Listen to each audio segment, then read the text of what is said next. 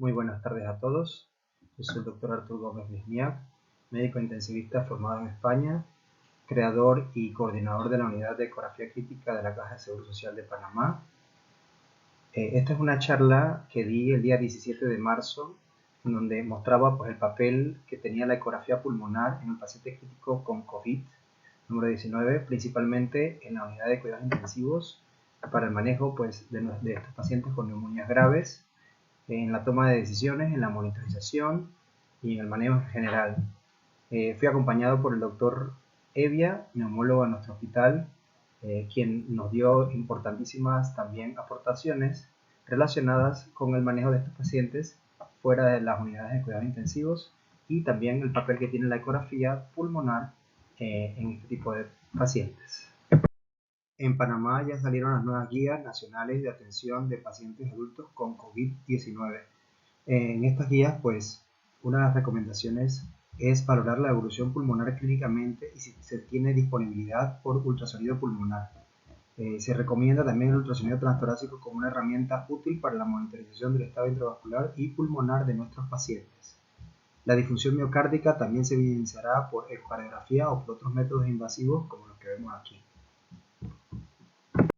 Basándonos en experiencias de otros países con gran número de casos también, nos hablan de que las placas de tórax al momento de ingreso en la unidad de cuidados intensivos, estas placas repetidas se han hecho al principio de la epidemia y luego se han dejado de hacer de forma sistemática porque la evolución de la placa no está estrictamente relacionada con la evolución clínica del paciente.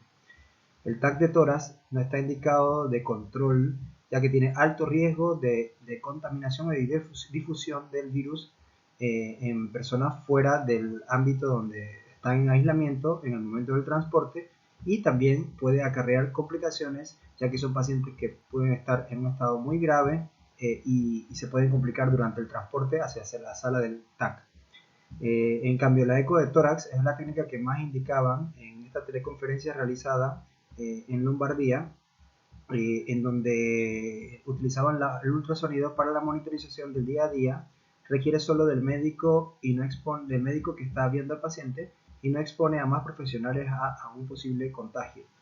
Si quisiera resumir en 3 cosas importantes al final de esta charla, es que teniendo la evidencia por hallazgos ecográficos en donde podemos observar dos tipos de patrones en estos pacientes. El patrón en donde vemos líneas B difusas en todos los campos pulmonares, este paciente sería el que respondería a maniobras de reclutamiento y a la PIP.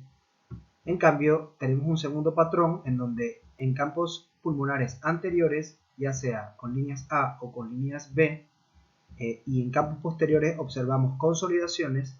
Este es el paciente que hay que pronar, ya que no responde a medidas de PIP ni a reclutamiento alveolar. Este paciente es el que responde a la pronación. También a través del uso de la ecografía podemos evaluar la respuesta al aumento de PIP y las maniobras de reclutamiento que explicaremos en las siguientes diapositivas.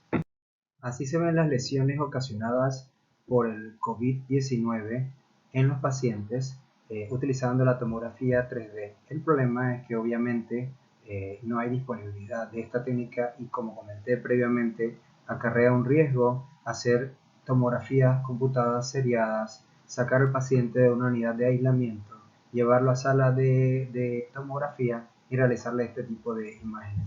Como vemos aquí, las lesiones que están en amarillo y rojo son las áreas afectadas del pulmón por el virus, y mostrándonos áreas de afectación parchada, periférica, que luego trataremos de correlacionar y explicar cómo se ven en ecografía pulmonar. Estos son ejemplos de lugares en países donde vamos a utilizar ultrasonido. La ecografía pulmonar en los pacientes críticos tiene múltiples aplicaciones. Entre ellas está el neumotórax para el diagnóstico del derrame pleural y cuantificación del mismo, e incluso orientarnos hacia la posibilidad del origen del mismo, para el diagnóstico del síndrome alveolo intersticial, el diagnóstico de las neumonías y atelectasias. Se utiliza también en situaciones de paro cardíaco, para el weaning del paciente y para realizar maniobras de reclutamiento alveolar guiadas por ecografía. para evaluar la respuesta a la antibiótico-terapia en los pacientes con neumonía. Se utiliza también como parte de las herramientas de la multimodalidad en pacientes con shock y principalmente, que es el motivo de esta charla, hallazgos ecográficos en el paciente con COVID-19. La ecografía pulmonar pues tiene ventajas y desventajas como cualquier técnica. La ventaja, pues, ausencia de radiación, es portabilidad, portable, se puede llevar al sitio y mantener en el sitio donde está el paciente, evita traslados a salas de radiología, como ya expliqué, es repetible, es un estudio en tiempo real evolutivo, de bajo costo, alta efectividad, ayuda a guiar procedimientos, toracocentesis, accesos vasculares, pericardiocentesis, hay disponibilidad las 24 horas al tener al médico que está viendo al paciente entrenado en la técnica. ¿Qué desventajas tiene? Bueno, es operador dependiente y requiere un entrenamiento. No obstante, la ecografía pulmonar, el entrenamiento en ecografía pulmonar es mucho más corto y es mucho más sencillo que otras técnicas, como por ejemplo la ecocardiografía. No es una monitorización continua, es una monitorización que solo se realiza cuando el operador pues pone el transductor, obviamente, y tiene algunas limitantes cuando hay enfisema subcutáneo o excesivo edema en los pacientes o con pacientes con obesidad mórbida. Hay muchos estudios que hablan del impacto de la ultrasonografía pulmonar en la toma de decisiones clínicas y en indicaciones de procedimientos tanto quirúrgicos como no quirúrgicos. Hay múltiples documentos de consenso para la formación de ecografía en medicina intensiva publicados en la literatura. Este es un cuadro comparativo que publicamos en uno de los libros de ecografía crítica que se utilizan en México, en donde vemos que la ecografía pleuropulmonar tiene una mayor sensibilidad y una mayor especificidad en comparación con la radiografía de tórax para ciertas patologías como el neumotórax de tórax, el derrame pleural y la consolidación. Principalmente vemos que la sensibilidad de la ecografía pleuropulmonar en consolidación pulmonar, como las consolidaciones que vemos en los pacientes con COVID, tiene una sensibilidad del 90% con una agudeza diagnóstica del 95%. En cambio, en la radiografía de tórax tiene una sensibilidad mucho más baja y una agudeza diagnóstica más baja, como la observamos en el cuadro. No obstante, como todos sabemos, el gold standard es la tomografía de tórax, pero como ya comenté previamente, los riesgos que acarrea de contaminar a otras áreas al sacar al paciente del área de aislamiento y las complicaciones que puedan tener estos pacientes con distrés severo de la unidad de cuidados intensivos al área del tomógrafo. ¿En qué se diferencia la ecografía pleuropulmonar con otras modalidades ecográficas como la ecocardiografía o la ultrasonografía abdominal? Es que cuando utilizamos la ecografía pulmonar no evidenciamos o no identificamos estructuras reconocibles, sino lo que observamos son una serie de artefactos que se generan cuando el haz de ultrasonido interacciona con las diferentes estructuras de la caja torácica. Otra de las preguntas que nos hacen es ¿cuántas exploraciones mínimas se necesitan para aprender la técnica? A diferencia de la ecocardiografía, que hay diferentes niveles y que se requiere un periodo de entrenamiento mucho más largo, en la ecografía pleuropulmonar, según recomendaciones de muchas entidades, como por ejemplo la CEMISIU, nos indica que con solo 10 estudios ecográficos pulmonares se puede aprender la técnica. O sea que necesitas 10 pacientes donde se supervise el entrenamiento y pueden aprender a utilizar la técnica. Como ven, aparte de la teoría que se den en charlas como esta y las prácticas con solo 10 casos, pueden utilizar la técnica. Estos son los artefactos que les comentaba que se generaban cuando el haz de ultrasonido interaccionaba con las diferentes estructuras a nivel de la caja torácica. Partiremos desde el lado izquierdo, donde vemos un pulmón totalmente aireado, en donde se van a generar una serie de artefactos horizontales que se llaman líneas A, como estoy encerrando aquí y subrayando. A medida que el pulmón va perdiendo aireación, se van generando otra serie de artefactos, como por ejemplo cuando se engruesan los septos interlobulares por edema intersticial, que son los artefactos verticales llamados líneas B. Estos mismos artefactos no solamente se generan por edema intersticial ni edema alveolo intersticial, sino también pueden generarse en pacientes con patologías como fibrosis pulmonar. Eso hay que tenerlo en cuenta. A medida que el pulmón va perdiendo aireación, como por ejemplo en la consolidación, este es el aspecto que vamos a observar en la ecografía pleuropulmonar de cómo se ve una consolidación. Es uno de los fenotipos que observaremos de cómo se ve una consolidación. Y aquí en la última imagen de la derecha vemos cómo se ve una efusión pleural, un espacio anecoico totalmente oscuro, negro, que es líquido, con una condensación pulmonar que observamos aquí a este nivel, en donde el cociente aire líquido de estar en 1, donde tenemos el pulmón totalmente aireado, pasa a 0, como vemos en esta última imagen.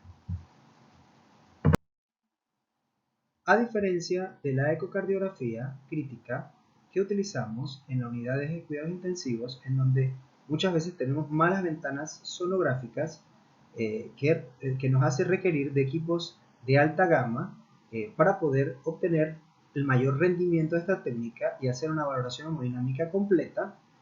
Para la ecografía pulmonar no es necesario de equipos de alta gama. De hecho, se pueden utilizar equipos portátiles o point of care solo con la disponibilidad de transductores, ya sea lineales o transductores convexos, para realizar el estudio.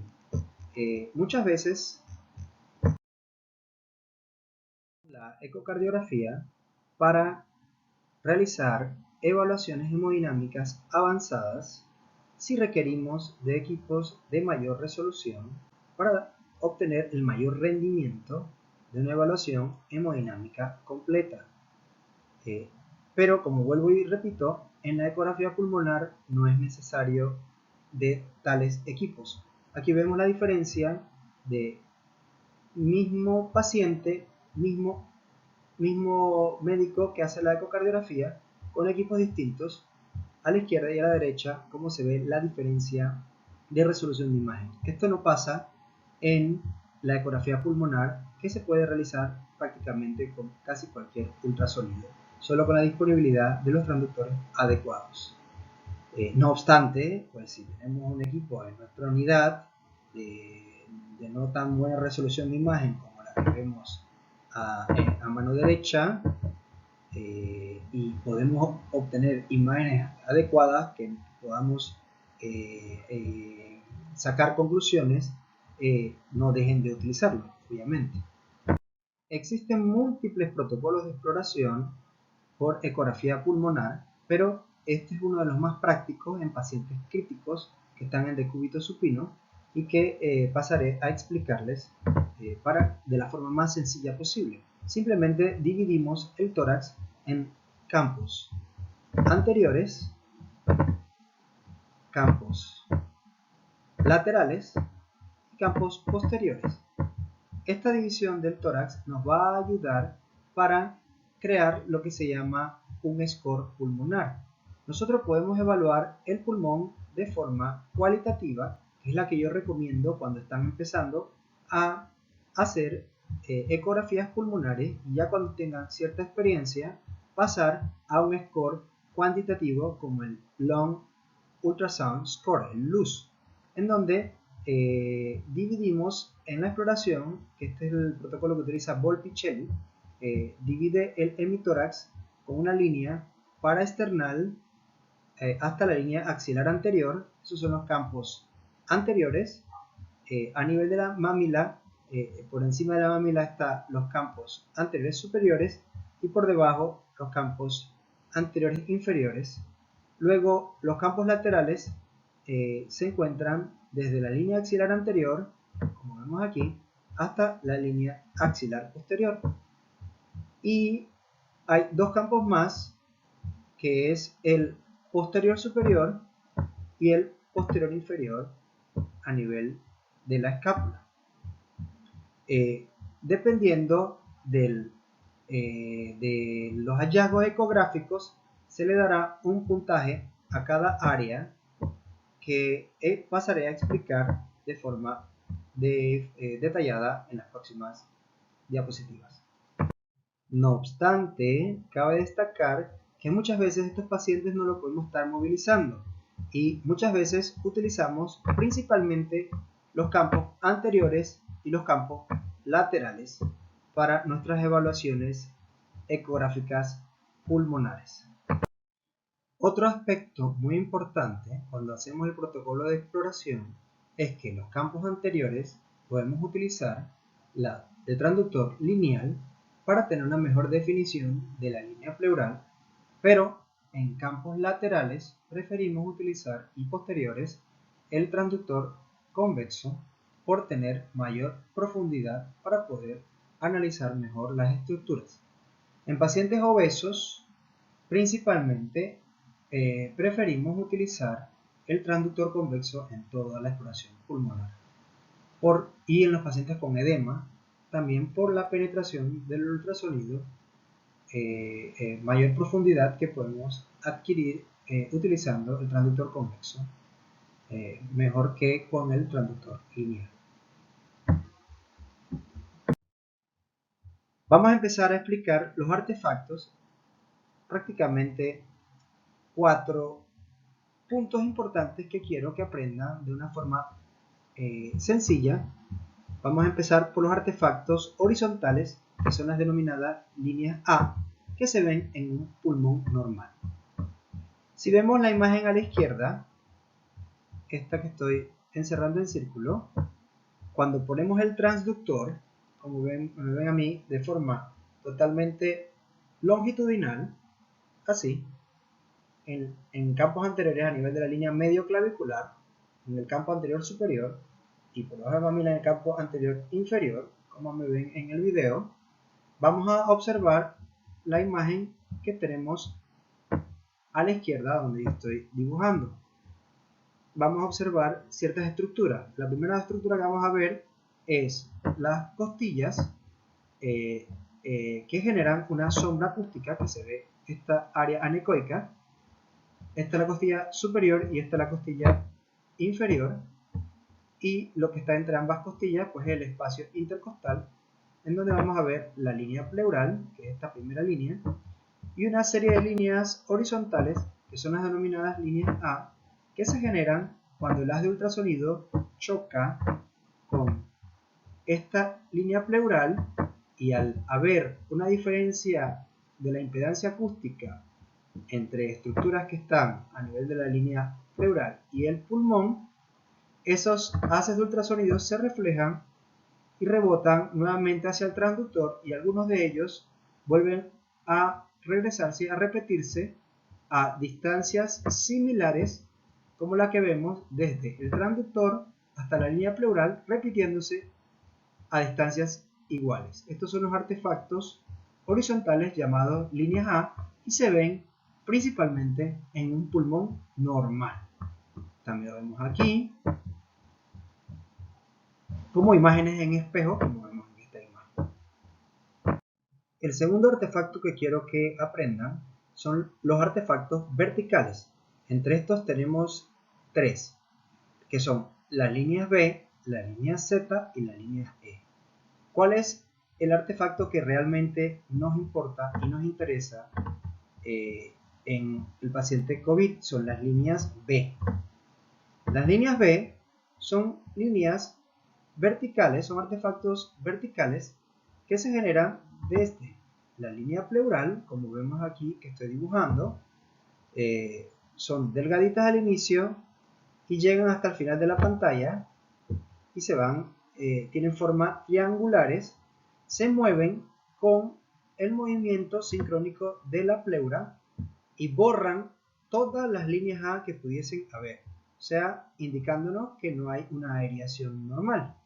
Según el espacio que hay entre estas líneas B y el número de líneas B, mayor va a ser la afectación, pasando de un edema intersticial a un edema alveolar alveolo intersticial. Existen otras líneas parecidas a las líneas B, pero que son mucho más cortas, mucho más pequeñas, que no tienen significado patológico que no borran las líneas A, que no llegan hasta el final de la pantalla, que son las denominadas líneas Z. A veces se ven y no tienen ningún significado patológico. Lo importante, como ya dije, las líneas B deben atravesar y llegar hasta el final de la pantalla, moverse sincrónicamente con la pleura, con el deslizamiento de las dos hojas de la pleura, son triangulares y borran las líneas A. Las otras líneas, los otros artefactos verticales que podemos observar son las líneas E. Esas líneas E se ven en el enfisema subcutáneo. Por ejemplo, en un paciente que tenga un enfisema subcutáneo por la causa que sea, esas líneas pueden llegar algunas al final de la pantalla, pero no se generan en la línea pleural y no se mueven con el deslizamiento pleural. Esa es la forma de diferenciarla, y obviamente por la clínica, porque se siente que en el tórax hay, al palparlo, enfisema subcutáneo, pues obviamente no son líneas B. El tercer punto que quiero que aprendan es a identificar signos inflamatorios en la línea pleural. Como vieron en las imágenes anteriores, la línea pleural era una línea totalmente fina, sin ninguna irregularidad, ni nada que disruptiera o afectara la misma. ¿Qué signos inflamatorios podemos ver en la línea pleural? El primer ejemplo lo podemos ver a la izquierda como una especie de saquito anecoico, que esta es la famosa colección subpleural o consolidación subpleural, que es uno de los hallazgos que vamos a ver en los pacientes COVID. Otro hallazgo patológico que sugiere proceso inflamatorio de la pleura es que la línea pleural esté engrosada. Antes vimos que la línea pleural normal es una línea muy fina que se desliza y no debe estar ni engrosada ni irregular, como vemos aquí el signo del diente de sierra o shred sign, que se ve en las consolidaciones pleural pulmonares de los procesos inflamatorios o infecciosos neumónicos, como en el COVID. El cuarto punto que quiero que aprendan es a ver ya cuando hay pérdida total de la aireación. Como por ejemplo aquí ya sí vemos una estructura identificable. Ya el pulmón está totalmente condensado y se genera la consolidación pulmonar, como la que dibujo aquí, con ciertas características. Por ejemplo, estos puntitos blancos que vemos hiperecogénicos, que nos hablan de broncograma aéreo, que pueden ser estáticos o dinámicos. Ahora mostraré un video cómo se ve un dinámico, que prácticamente nos orienta a procesos infecciosos como la neumonía.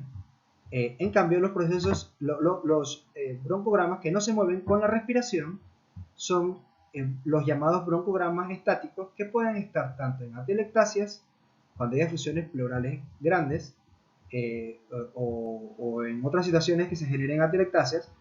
Y estos mismos broncogramas estáticos también pueden estar en la neumonía. O sea, lo que quiero decir, en resumen, los broncogramas que no se mueven con la respiración son los broncogramas estáticos.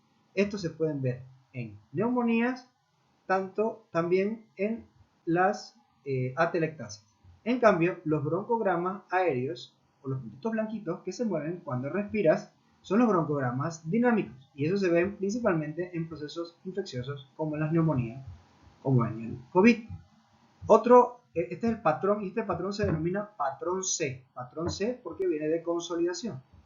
Si le ponemos el Doppler color, podemos ver los shunt intrapulmonar, que vemos pues signos indirectos pues de las consolidaciones. ¿Ven?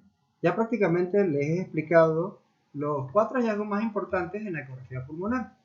Ya básicamente conociendo esos artefactos podrán hacer ecografías pulmonares. Voy ahora a explicar ya el conjunto de lo que acabo de mostrarles, los hallazgos ecográficos en un pulmón normal, para repasar y puedan correlacionar todo lo que acabo de decir. Pulmón normal. Como dije, en el pulmón normal vamos a observar el denominado signo del murciélago, que, bueno, la gente de imagenología tiene mucha imaginación y dicen que esta imagen parece un murciélago. Quita las alas del murciélago. Y esto es los hallazgos, como ya había comentado, de un pulmón normal, donde vemos una línea pleural totalmente fina, se desliza hacia los lados y se generan artefactos horizontales que son las denominadas líneas A.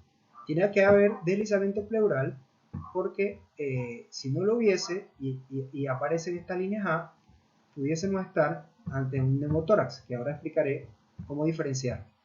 Así que debe haber deslizamiento pleural, que en inglés es el famoso long sliding. Las líneas a la izquierda y a la derecha están las dos costillas con su sombra acústica, estas áreas negras que son las áreas hipoecoicas.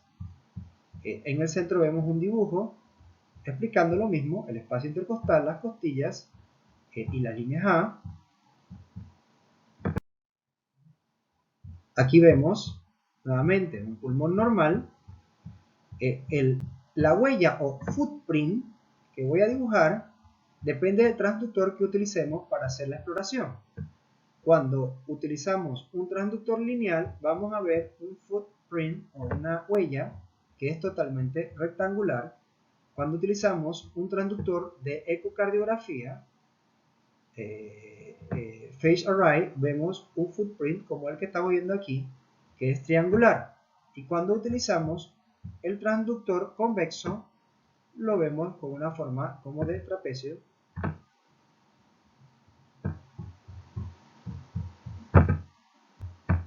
Ahí está el signo del murciélago que les comentaba. Como esta charla está dirigida a prácticamente cualquier médico que pueda utilizar la ecografía, no quisiera enredarlos más, solo por mencionarle que si pusiéramos a nivel de la línea pleural el modo M del ecógrafo, porque todo lo que le he enseñado hasta el momento ha sido 2D, se ve lo que se denomina el signo de la orilla del mar, que aquí arriba la pared torácica representaría las olas y el parénquima pulmonar aireado representaría la arena. Aquí vemos cómo la pleura se desliza abajo en el 2D y acá abajo el modo M. Miren cómo se desliza, es una línea pleural delgada y abajo vemos el modo M. Bueno, ahora pasamos a la parte más importante de la charla, que son los hallazgos ecográficos en el síndrome alveolo intersticial, que es lo que vamos a ver en nuestros pacientes con COVID. Cuando el septo interlobular está engrosado, se observan los artefactos verticales que ya comenté, que son las líneas B, que inicialmente cuando hay edema intersticial están separados unas 7 milímetros y cuando se va perdiendo la aireación se van acercando a un patrón B3 hasta quedar prácticamente todas coalescentes y empeorar mucho la aireación, que esto es lo que se ve en un pulmón blanco y es equivalente básicamente a lo que observamos en la radiografía a su derecha, un paciente que está con edema alveolo intersticial severo bilateral. Como pueden observar, es repetición de lo que yo expliqué, los 4 puntos básicos que deben saber de ecografía pulmonar. Se dan cuenta que son los mismos artefactos que ya expliqué al principio de la charla. Edema pulmonar se ve así en ecografía pulmonar, líneas B coalescentes y un grado de pérdida de aireación mucho más severa que cuando están más separadas. En esta misma diapositiva podemos observar todos los patrones de aireación de un pulmón, partiendo desde un pulmón completamente aireado, donde nuevamente, repito, es repetición para que a todos se les quede un pulmón aireado. Vemos long sliding y líneas A. Vamos perdiendo aireación, aparecen líneas B. Para poder diagnosticar un patrón alveolo intersticial se necesitan 3 o más líneas B por espacio intercostal en 2 espacios observados por campos pulmonares para poder diagnosticar síndrome alveolo intersticial. Ver una sola línea B aislada no significa absolutamente nada. Se puede ver incluso en personas normales o en pacientes que están en decúbito si exploramos las áreas posteriores. Cuando el pulmón pierde toda la aireación, estas líneas B coalescen y se produce la imagen de pulmón blanco en vidrio esmerilado que se ve tanto en el CAT como en las radiografías. Y ya el peor grado de aireación que podemos observar es cuando tenemos una consolidación como la que vemos acá. Estos 4 patrones son los que se utilizan, si ya se lo aprendieron, de forma cualitativa, que son muy sencillos, como pueden observar, se utilizan para crear lo que es el Lung Score, LUS, L-U-S, para evaluar el pronóstico de nuestros pacientes, las respuestas a las terapias que estamos haciendo de reclutamiento alveolar, de pronación, de PIP, si pasa de un patrón a otro de forma cualitativa, o si le queremos dar un número como el Lung Score, que es darle al patrón de pulmón normal un valor de 0, al patrón de líneas B espaciadas un valor de 1, al patrón de líneas B coalescente con pérdida de aireación, un patrón de 2 y un patrón de consolidación, un valor de 3. El valor de 0 es pulmón normal, el valor de 1 es moderada pérdida de aireación, el valor de 2 es severa pérdida de aireación y el valor de 3 en la consolidación es completa pérdida de aireación. Aquí no hay aireación. Repitiendo el protocolo de exploración que les recomendaba, utilizando ya, sabiendo los patrones ecográficos, podemos ponerle un número para llevar siempre un orden cuando hacemos nuestras exploraciones pulmonares. Por ejemplo, al cuadrante anterior superior izquierdo le damos el valor de 1, al cuadrante anterior inferior izquierdo el valor de 2, cuadrante lateral superior valor de 3, el 4, el cuadrante lateral inferior. Si decidimos mover el paciente para estudiar los campos posteriores, pues el posterior superior 5, el posterior inferior 6. En estos pacientes con alta probabilidad de contagio, pues recomendamos monitorizar a los pacientes y utilizar principalmente estos cuadrantes de la forma más sencilla y ver respuestas a las maniobras realizadas, a diferencia de otros pacientes con déficit respiratorio que a veces sin tanto riesgo de contagio se pueda utilizar también estos cuadrantes que están aquí. Si utilizamos todos los cuadrantes, el Lung Score va de un valor de 0 a 36. ¿Por qué 36? Porque si el peor grado de aireación es 3, y aquí hay 3, más 3, 6, más 3, 9, más 3, 12, más 3, 15, más 3, 18, ambos lados suman 36 puntos. Si no, le restamos los 6 del lado posterior y solo comparamos estos campos. No obstante, la literatura está publicada porque es una literatura utilizada para distrés respiratorio con un valor de 36. Lo he utilizado muchos, ya llevamos desde que se abrió la unidad de ecografía crítica cerca de 2000 exploraciones ecográficas, entre ellas no todas pulmonares, sino también cardíacas y Doppler transcraneal y duplex transcraneal, una unidad dedicada exclusivamente a la realización de ultrasonografía crítica para la toma de decisiones, en donde 8 a 9 de cada 10 pacientes se cambian las terapéuticas y se decide conducta a realizar utilizando la ecografía en sus diferentes modalidades.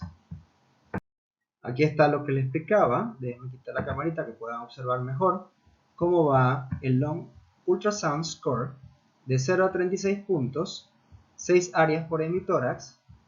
Como dije, pues con los campos anteriores y los laterales tenemos para la toma de decisiones según la teleconferencia de Lombardía, partiendo de un pulmón normal. Yo repito varias veces esto para que se les quede y vean que no es complicado, que es sencillo, solamente hay que ponerse a practicar primero con pacientes no COVID y luego con pacientes COVID, los 10 casos que les recomendaba. Aquí vemos las líneas B separadas, con moderada pérdida de aireación. Luego vemos aquí severa pérdida de aireación, donde hay ya todas las líneas B opalescente, que se ve como un pulmón blanco. Y aquí el valor de 3 del long score es la consolidación pulmonar, donde hay pérdida completa de aireación. Existen modificaciones al long score ultrasound, como el que observamos aquí, que en lugar de utilizar el transductor con la muesca hacia arriba de forma longitudinal, es decir, vertical, en la línea media clavicular, lo utilizan de forma oblicua, o incluso llegan a utilizarlo de forma horizontal para poder captar mejor el espacio intercostal y no perder detalles de la exploración. No obstante, como esta es una charla dedicada a que todo el mundo utilice el ultrasonido de una forma sencilla, no lo voy a complicar, solamente para que sepan que existen ciertas modificaciones por si leen algún artículo o algo sobre el long score. Ahora pasaremos al papel que tiene la ecografía pulmonar en el reclutamiento alveolar en ventilación mecánica.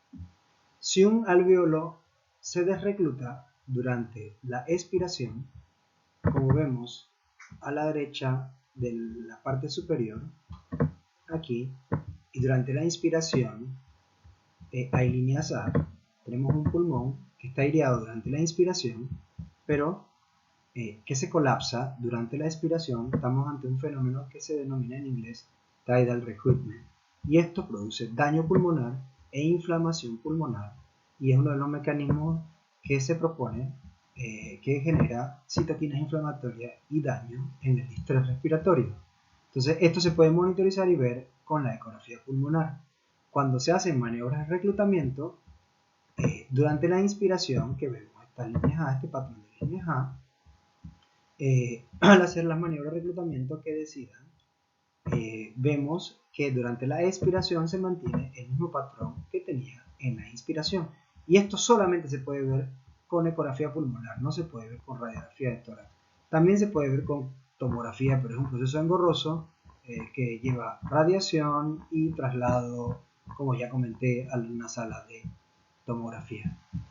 Con un ultrasonido, tomando las debidas precauciones de limpieza del equipo y de mínimo contacto con el paciente, se puede utilizar en los pacientes con COVID.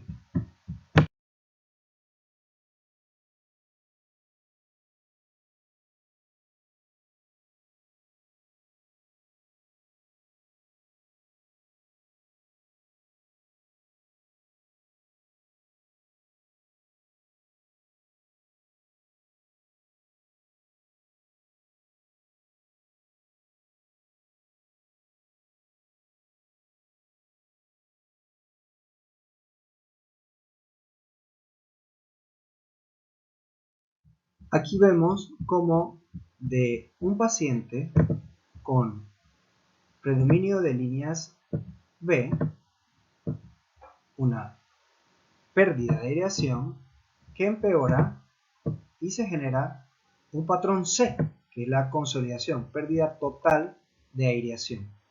Este es el patrón C. Es repitiendo solamente para que se le queden los 4 conceptos que dije que necesitan de la ecografía pulmonar.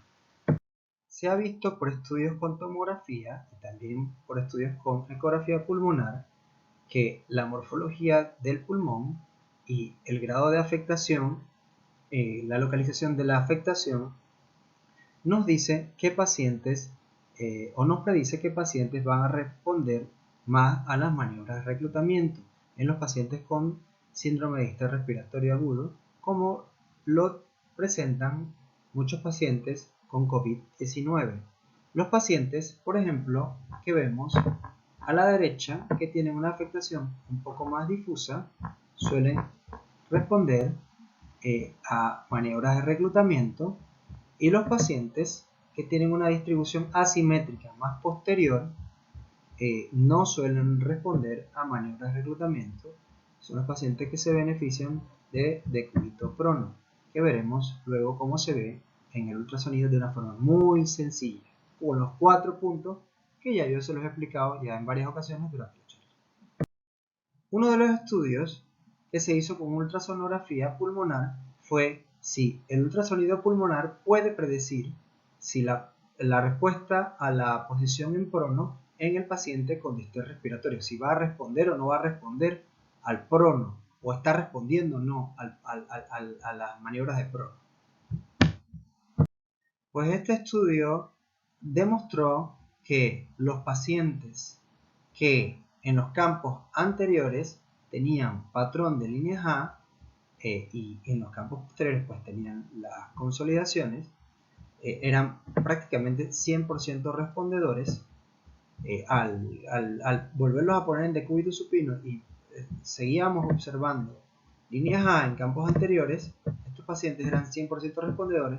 En cambio, cuando el paciente presentaba en los campos anteriores líneas B, como en este caso, la mitad solo era respondedor a las maniobras de decúbito prono. Otra de las preguntas que nos surgen en los pacientes que estamos reclutando es si ese paciente está sobreextendido, estamos utilizando demasiada PIP y deberíamos bajarle la PIP o evitar la sobredistensión. Pues eso se puede ver con la ecografía pulmonar utilizando signos como el long pulse o pulso pulmón, en donde cuando el paciente tiene a la izquierda vemos demasiada PIP, prácticamente el long sliding no ocurre, muy poquito, está sobredistendido.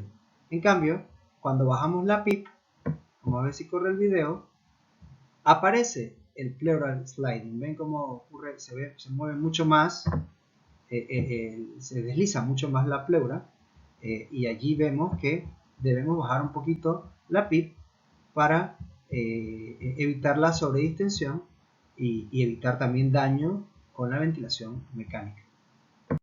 El síndrome alveolar intersticial no solo se produce en procesos inflamatorios como en las neumonías, como en el distrés, como en el COVID, sino también pueden ser de origen cardiogénico. No quiero enredarlos con esto. Esta es una tabla para ya personas que utilizan la ecografía de una forma un poco más avanzada. No obstante, si yo me tuviera que quedar con un punto muy importante para diferenciar si ese síndrome alveolar intersticial es de origen no cardiogénico, es decir, pulmonar, de un origen cardiogénico, que es el edema agudo de pulmón por falla cardíaca izquierda, es la distribución parcheada que tiene el RDS, el distrés respiratorio, con respecto a una distribución más homogénea y difusa que se ve en el edema pulmonar cardiogénico. Parcheado, ¿qué significa? Que cuando estamos en un espacio intercostal, encontramos un patrón, por ejemplo, un patrón de líneas B, y en otro espacio intercostal o en otro campo pulmonar vemos un patrón de líneas A de pulmón normal. Entonces hay áreas que están afectadas y otras áreas que están libres de enfermedad, a diferencia del cardiogénico, que habitualmente, siempre hay excepciones, habitualmente se va afectando de forma difusa bilateralmente. Estos son otros hallazgos que ayudan a diferenciar entre un edema pulmonar de origen por distrés respiratorio versus un edema cardiogénico. Pero ya como se los dije, la alteración de la línea pleural, que se ve siempre en el distrés respiratorio, en un 25%, se puede ver en el cardiogénico, pero lo de las afectaciones, por ejemplo, las consolidaciones subpleurales, que se ven principalmente en el distrés respiratorio y no en el cardiogénico, lo de las distribuciones parcheadas, yo lo veo como un dato muy importante a tener en cuenta. Esto solo los traigo para que vean cómo se puede monitorizar un paciente que el edema no es por distrés, sino por edema cardiogénico, utilizando diuréticos, ultrafiltración y diálisis, como cambiando un patrón de líneas B a un patrón de líneas A donde ya no hay prácticamente ningún artefacto vertical, y bueno, otros hallazgos ecocardiográficos que no entraré en detalle, porque esto sí requiere más entrenamiento. Volvemos a repetir el punto 4 de las 4 cosas que dije que tenían que aprender, que era los hallazgos ecográficos en consolidaciones, las neumonías. Nuevamente repito, para que se nos quede a todos, cómo se ve una consolidación subpleural en campos anteriores, cómo se ve la línea irregular pleural, que es el Schett sign o diente de sierra que estoy dibujando, cómo se ve la consolidación pulmonar, donde hay una pérdida total de aireación, el patrón C, y con el Doppler color, como vemos, flujo, el shunt intrapulmonar. Como ya les había comentado, en el patrón C de consolidación en la neumonía, como el paciente con COVID, vemos esas líneas, esos puntitos blanquecinos que son los broncogramas aéreos dinámicos, porque se mueven cuando el paciente inspira y expira o cuando está en ventilación mecánica. Esto es sugerente de proceso infeccioso, neumonía, y se ve en el COVID. Miren cómo se mueve con la respiración. Estos son los broncogramas aéreos dinámicos. Los que no se mueven son estáticos y pueden verse en atelectasia y en neumonía, pero estos dinámicos se ven en neumonía. Yo creo que ya con todo lo que les he explicado de ecografía pulmonar, que prácticamente ya he terminado, vamos a ver los hallazgos ecográficos en pacientes con COVID-19, que son exactamente los mismos que ya acabo de explicar, pero para que vean pacientes reales de COVID-19 que se vieron en China y nuestros casos de ecografías que he realizado en la unidad de COVID del complejo hospitalario, para que vean los hallazgos que son muy similares al distrés respiratorio. Pacientes reales de COVID de China, como vemos a la derecha, esta es la referencia de China, cuando utilizaban el ultrasonido. Vemos a la izquierda las líneas B que coalescen. Vamos a ver también líneas B que se mueven poco, a veces en áreas sobredistendidas, como ya había comentado. Líneas pleurales irregulares, como vemos aquí con consolidaciones subpleurales, espacios oscuros, anecoicos, o aquí, más claro todavía, que es una consolidación subpleural. Vemos aquí una consolidación ya prácticamente como el patrón C que explicaba, de pérdida total con broncograma aéreo, puntitos blanquecinos. Y en campos anteriores aquí, pequeñas efusiones pleurales. Eso sí se ha observado que en COVID-19 no se ven grandes efusiones pleurales. Pero hay que tomar en cuenta que podemos tener pacientes con fallas cardíacas crónicas y con otras patologías hepáticas u otras patologías que tengan anasarca o que tengan sobrecarga hídrica, que pueden tener efusiones pleurales de otras causas.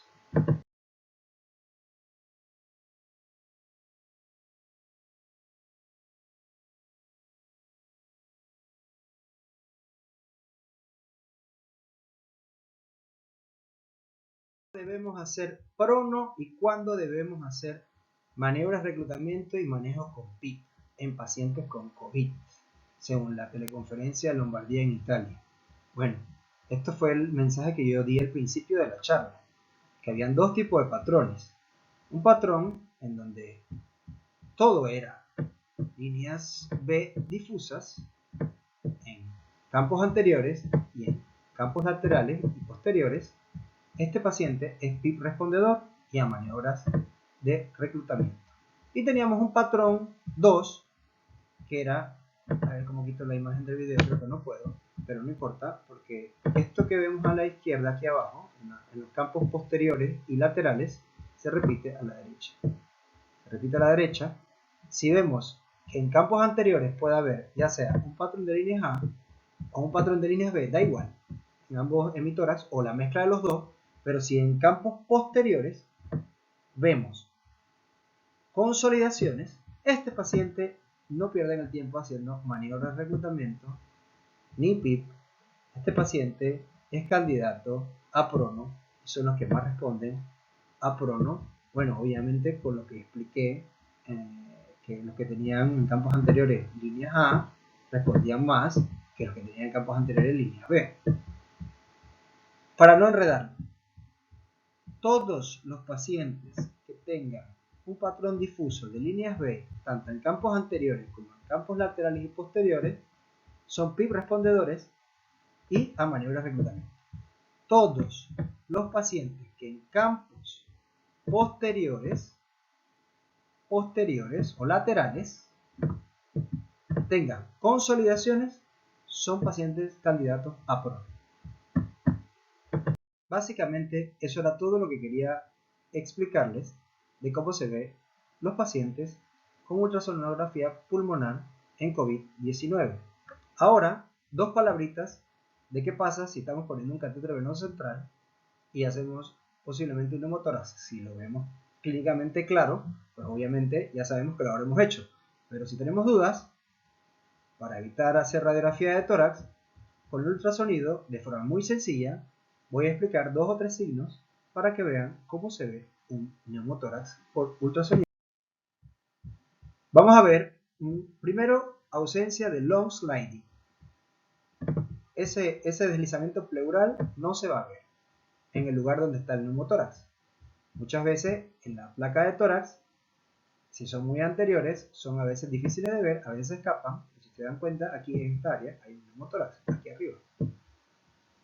A veces escapan a la primera vista, un procedimiento, pero con la ecografía lo podemos ver. Si le ponemos modo M en ese lugar donde no hay long sliding, vemos un código de barra. Miren esto, que parece un código de barra de supermercado.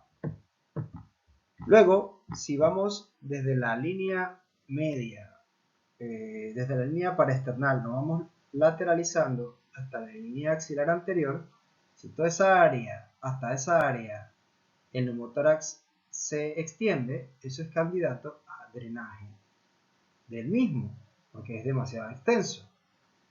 Va a llegar un punto en donde ya el neumotórax desaparece y la pleura nuevamente vuelve a ponerse en contacto. Y eso es lo que llamamos el long point. Lastimosamente el video no lo puedo quitar acá abajo porque es en la esquina derecha, que es, a ver si lo logran ver, hay áreas donde hay código de barra, no se ve, y hay áreas donde hay pulmón aireado. Ese es el long point. Se ve en 2D y se ve en modo M.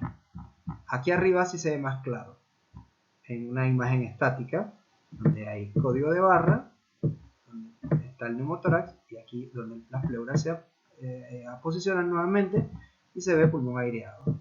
Ese es el long point y eso sí es patognomónico del neumotórax. Porque muchas veces cuando hay inflamación de la pleura, a veces el long sliding está disminuido o incluso ausente. Pero el long point es algo patognomónico, esto que está aquí, del neumotórax. ¿Cuáles son los hallazgos ecográficos en el derrame pleural? Imaginemos que venga un paciente con falla cardíaca o que venga con un paciente con patología hepática que ya tenga efusiones pleurales. ¿Cómo se ve eso en la ecografía pulmonar? Ya dije que en el COVID se producen derrames pleurales, pero no suelen ser tan grandes ni significativos. Pueden ser efusiones pleurales pequeñas en la mayoría de los casos, por lo que he leído en la bibliografía. No obstante, mientras van apareciendo más casos, la literatura puede ir cambiando. La medicina no es una ciencia exacta y todo lo que yo les digo pues es la evidencia hasta el momento, pero puede ir cambiando en los próximos días, en las próximas semanas, y pues hay que estar manteniéndose actualizado e ir compartiendo con diferentes experiencias, fenotipos, diferentes tipos de pacientes en diferentes países, diferentes cepas, etcétera, etcétera, etcétera. El signo más evidente es cuando ponemos el ultrasonido en campos laterales a nivel del Plops point. ¿Qué es el Plops point? Lo voy a poner de pie a ver si lo ven en la cámara. A nivel de la línea axilar posterior, con el transductor mirando con una muesca mirando hacia arriba, línea axilar posterior, por debajo de la mamila, una línea horizontal que va por debajo de la mamila, podemos observar la efusión pleural que vemos a la izquierda, que es un espacio oscuro, es decir, anecoico, y donde vemos una porción de pulmón que está flotando, que en este caso es una atelectasia compresiva, tiene broncograma aéreo que es estático, que no se mueve con la respiración, los bordes de esta consolidación son regulares, no son irregulares, y bueno, la clínica obviamente del paciente y todo, este es de un paciente que no tenía ningún proceso infeccioso, más que todo una efusión pleural con una atelectasia compresiva. En campos anteriores podemos ver separaciones de la línea pleural pequeñas y efusiones pleurales como las que vemos aquí. Son separaciones, espacios anecoicos también de efusión pleural. Si ponemos el modo M, pues está el signo del sinusoide, como vemos aquí. Pero bueno, hay formas de cuantificarlo que no les voy a enredar. Hay muchas fórmulas. Un método muy sencillo es con el transductor en posición transversal a nivel de la línea axilar posterior.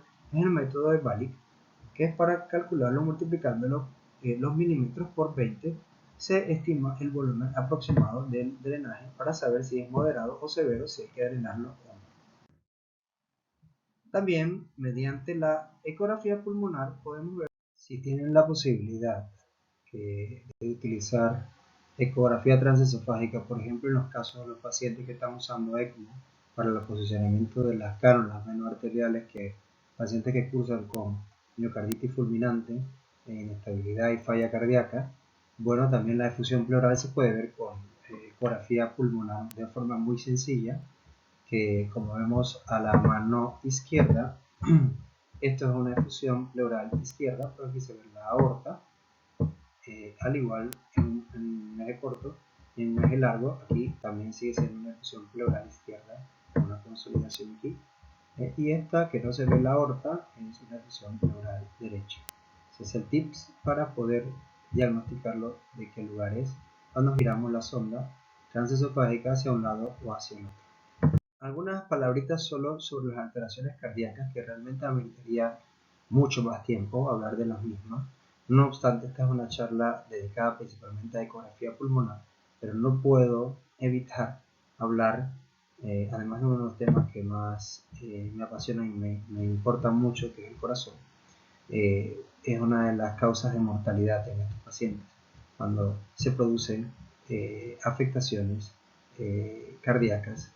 Estos pacientes pueden tener myocardial injury con elevación de las troponinas sin que eso signifique que haya afectación de las arterias coronarias, como vemos aquí en esta imagen donde no hay afectación coronaria. Se puede observar derrames pericárdicos, disfunciones sistólicas severas, elevaciones, como ya dije, de las troponinas, como ven en el cuadro. Se piensa que es una miocardiopatía de estrés, otros hablan de miocarditis por afectación del mismo virus directo al miocardio. Puede haber arritmias ventriculares y puede haber shock cardiogénico, colapso que no responde ni a líquidos ni a aminas vasoactivas, y en los pocos casos pues, que se han registrado pues son los casos en donde se colocan en ECMO venoarterial. Si solo evaluamos pues 2D y no hacemos toda la evaluación hemodinámica completa que solemos hacer en la unidad de ecografía crítica, incluso strain y todo lo que el arsenal que utilizamos, obviamente porque por todos los motivos que he comentado previamente. Primero, que requiere entrenamiento mucho mayor que la ecografía pulmonar, y segundo, pues son técnicas un poco más complejas. No obstante, pues nada más por mencionar, desde el punto de vista de 2D, hay diferentes fenotipos que podemos encontrar en estos pacientes. Podemos verlos como los pacientes sépticos, hiperdinámicos, como vemos al lado izquierdo, donde estoy pintando. Podemos ver miocardio pues, con disfunción sistólica, de problemas inotrópicos y responden muy bien. En esta diapositiva vemos esa disminución del volumen sistólico del gasto cardíaco y que al ponerle inotrópico responden tanto en 2D, como podemos ver aquí, de forma cualitativa, o medirlo en la integral velocidad-tiempo en el tracto de salida, porque ya esto es más complejo y requiere mayor entrenamiento. Bueno, moderado entrenamiento para medir el volumen sistólico y gasto cardíaco en estos pacientes por ecografía.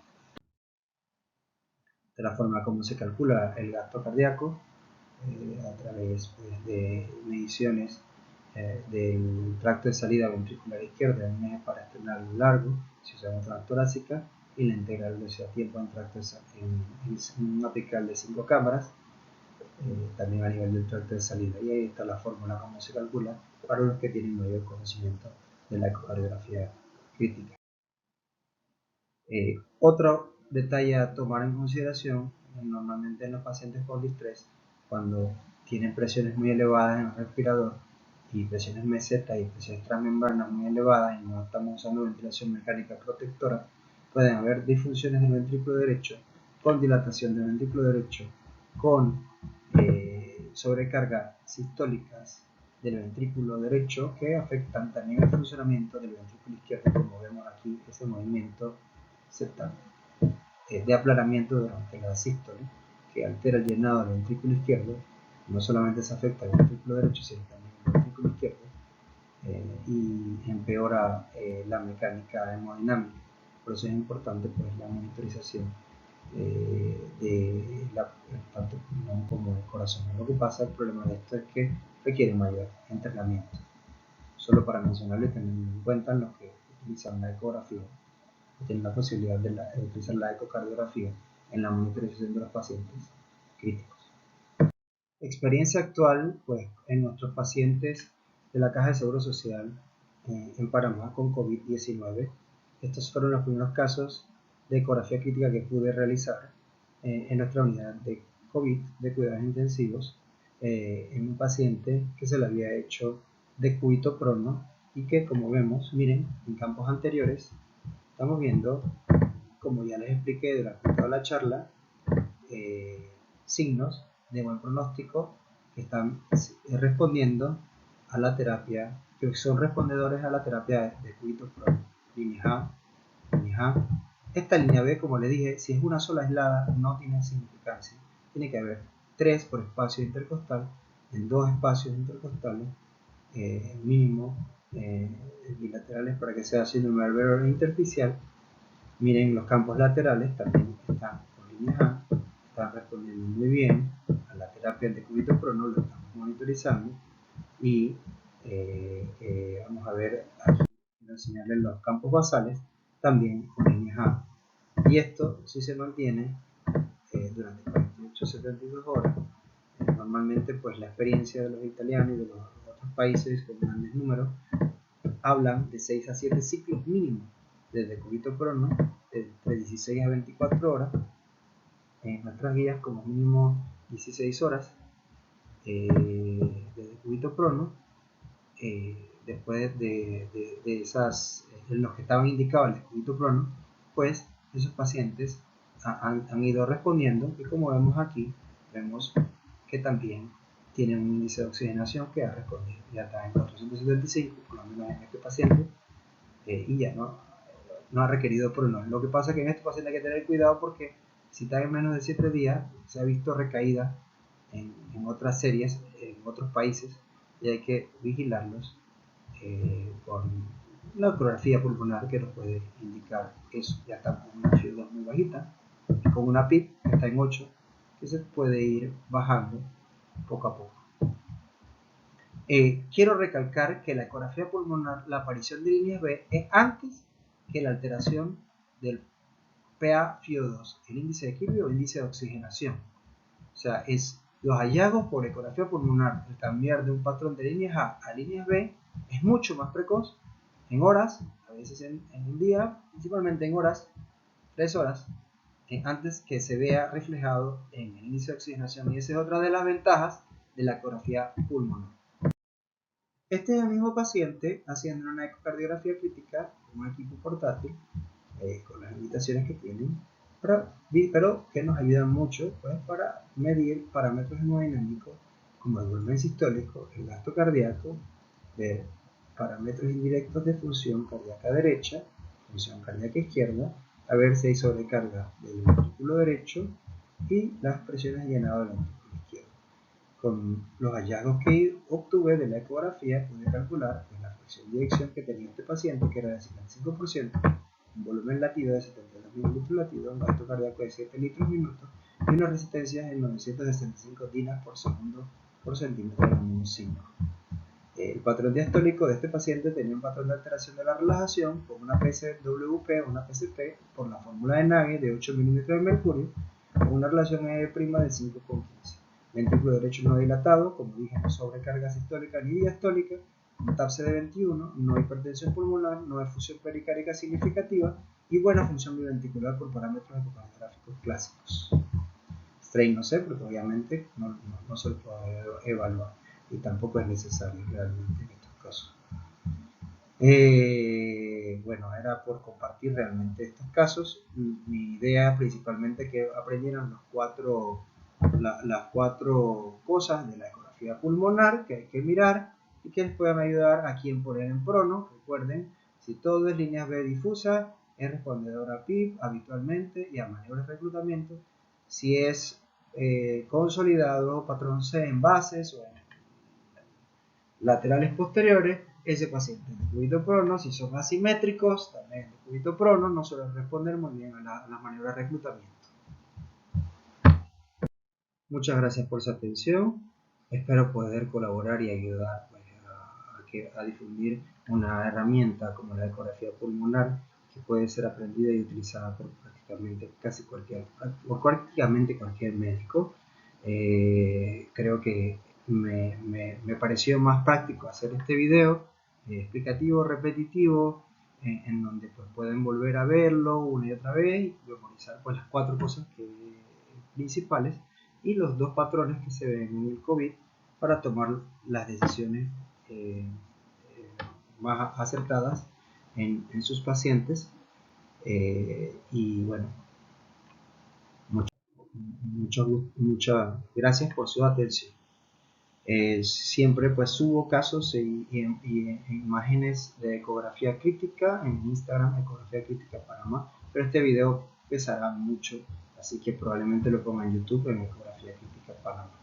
Muchas gracias por su atención y espero haber podido colaborar con ayudar a todos nuestros colegas porque estamos en una lucha en donde necesitamos ponernos todos, ayudarnos entre todos porque esto es un problema mundial, global y pues aportar mi pequeño granito de arena para todos ustedes.